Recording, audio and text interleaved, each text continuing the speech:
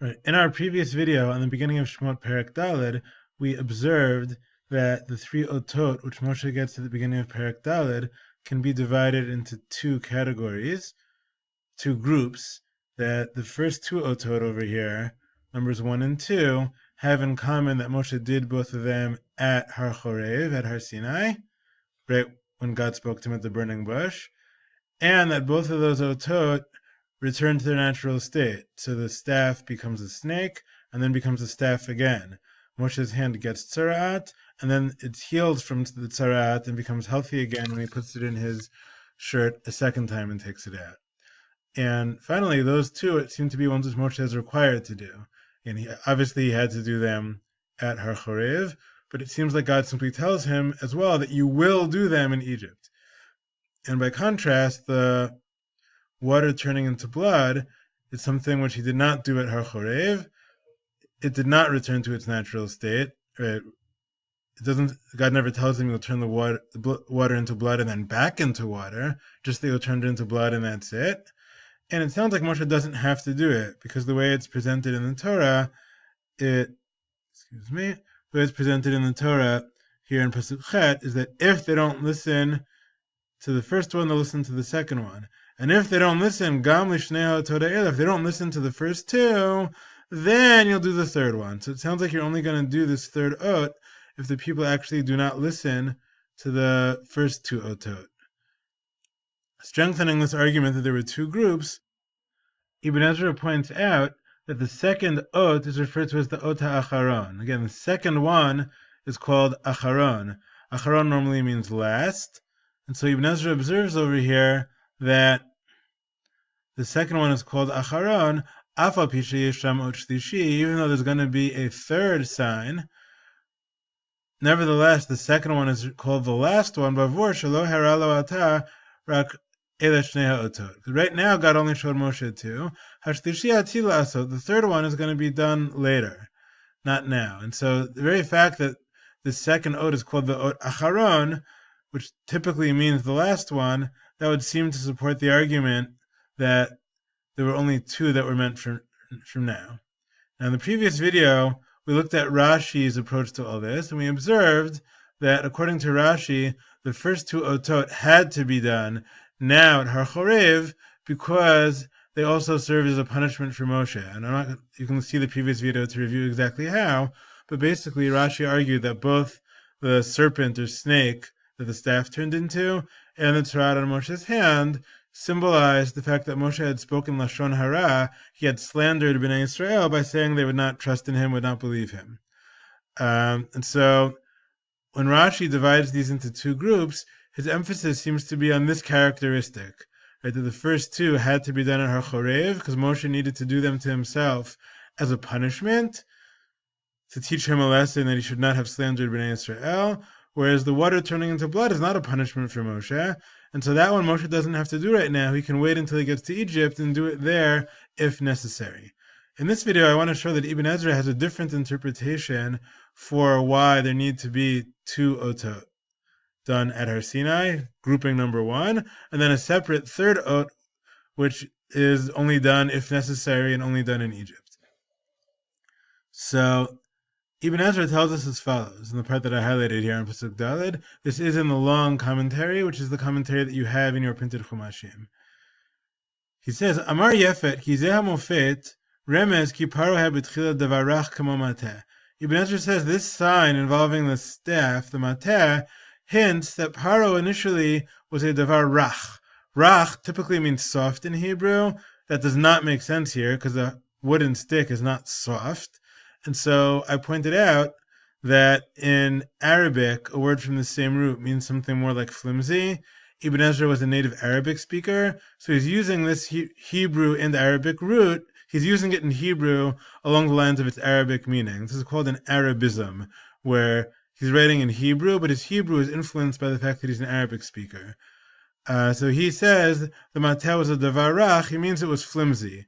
So Paro initially was sort of flimsy, harmless, right? The original Paro, when the Jews came down to Egypt under Yosef, treated them well. But then, right, the new king who came along, he turned into a snake, so to speak. He became aggressive and cruel and harsh, like a predatory serpent. And Ibn Ezra points out that tanin, which also means serpent, the word tanin is used in Yechezkel. Yud Chet there stands for Yechezkel, used as a metaphor for a later Paro. And so this idea of the king of Egypt, when he's mean, being cruel or nasty like a serpent, maybe also devious like a serpent, right? Like that serpent in Gan Eden who was sort of devious and tricked Chava into eating from the Eitz Hadat. This serpent symbolizes Paro. And so Paro began as something sort of harmless, flimsy, insignificant, like a mateh that doesn't, kind of innocuous and harmless. He became like this snake or serpent, this nachash or tanin. Uvasof yashu kavarishona v'haya kalohaya. But in the end, right after God is done with Paro, Paro is going to return to being what he originally was, this harmless thing like a staff. So that's the symbolism for this first plague of the first miracle, I should say, of the Mateh. What about the second miracle? So I'm going to skip first to what Ibn Ezra himself seems to support, which is, he cites from somebody named Rabbi Yehoshua. So he says, Rabbi Yeshua said, Kizer remes l'Yisrael, this hand becoming afflicted with tzarat is like the people of Israel. Why? Originally they were free, just like Moshe's hand originally was healthy. Hashem afflicted them with servitude in Egypt. So just like the hand went from being healthy to being sick with tzarat, so too Bnei Israel went from being healthy metaphorically, meaning being free, to being oppressed and afflicted. God will heal them, so to speak, and they'll go to be free. So God making Moshe's hand sick and then healing Moshe's hand is a metaphor for God afflicting Bnei Israel with servitude, oppressing Bnei Israel, and then healing them, so to speak, by freeing them. So Ibn Ezra seems to focus a little bit differently. If you look back at our chart, according to Ibn Ezra, it seems the key characteristic of these first two otot versus the third is that these first two are what we call in Hebrew chozrim l'briatam. They return to their natural state. Right? Briatam means to its natural state, as you see on the tooltip over there. Whereas the third one, the water turning into blood, if Moshe used it as an oat for Bnei Israel, it was not going to go back to being water in that case. And so Ibn Ezra sees meaning in this. And to note the difference, according to Rashi, these two otot have to be done at Har Chorev because they're a punishment for Moshe. In Ibn Ezra's explanations here, they're not a punishment for Moshe, but they have a deeper symbolism which the third one doesn't. The third one, he doesn't explain, but presumably turning the waters of the Nile into blood, it symbolizes some sort of a strike against Egypt. Right? The Nile is the symbol of Egyptian might, and God's going to do a strike against that. And so Moshe doesn't need to symbolically heal that, because the point of that one is just that God's going to do a strike against Egypt, not that God is going to hurt Egypt and then heal them. But the first two, which symbolize from two different angles the changes Bnei Israel have gone through in Egypt, that Paro, like the Nachash, began as this harmless mateh, but Ibn Ezra calls him mateh rach, but then he became cruel and deceptive even. We discussed Havanit Chakmalo, right? He tried to dupe the Jews into becoming slaves and deceive them into thinking their babies were killed in accidents. Paro becomes this nasty, cunning snake, and then God is going to put him in his place again.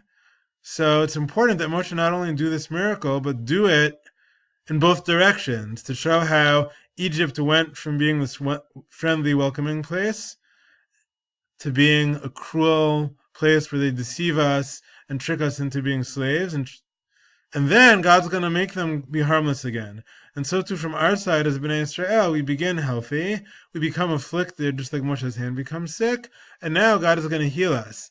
And so we're at the point now, which is like the turning point of everything going back to its natural state, where Paro again is going to be harmless, and Bnei Israel are going to be healed and redeemed by Hashem.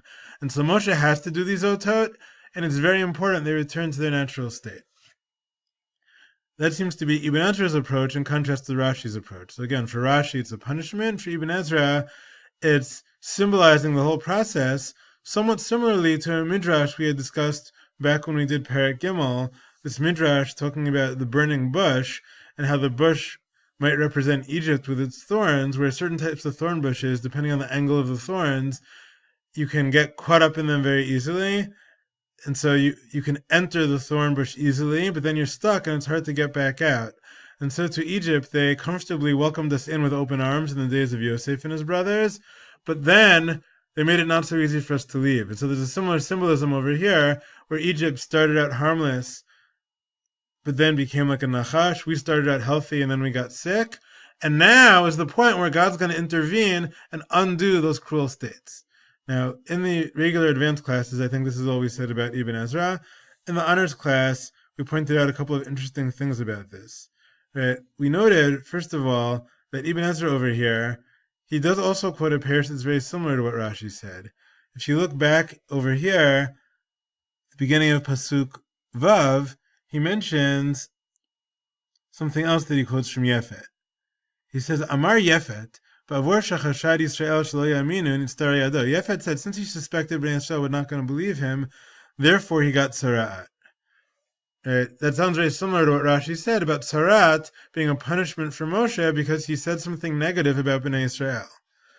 Ibn Ezra does not like this explanation because he said, If so, if this is a punishment for Moshe speaking Lashon Hara, then make the Tzarat the first miracle. That should be the first thing God does to Moshe. Now Rashi did address that, right? Because Rashi tried to explain how the Mateh turning into a Nachash also spoke to Lashon Hara. But I think Ibn Ezra has a point here that Tzarat is the thing that we most associate with as a punishment for Lashon Hara. That should have come front and center. We further notice something surprising here about Ibn Ezra. He quotes that interpretation from Yefet. Yefet ben Eli is the Karaite from the 10th century, the same time as Sadia Gaon. So why are you quoting this thing from Yefet ben Eli, which appears in Rashi? We know Ibn Ezra was at least somewhat familiar with Rashi's commentaries. Not only that, but like many things in Rashi's commentary, Rashi got this from Chazal. It appeared in earlier Midrashei Chazal, which Ibn Ezra certainly knew. And so why are you citing something from Yefet the Karaite when you could just as easily cite it from Rashi or from Chazal?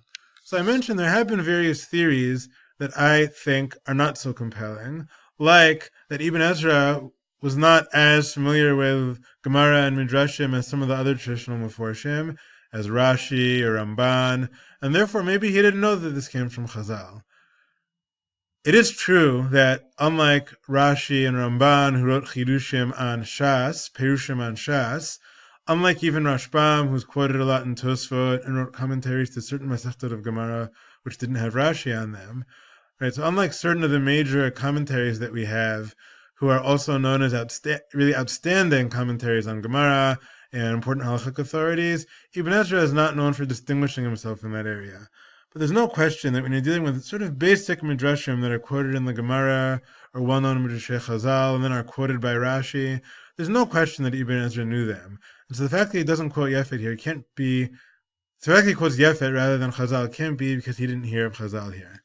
So some people developed this convoluted theory that maybe because Ibn Ezra wanted to reject this, he preferred to quote it from a Karaite, so it would be less awkward when he rejected it.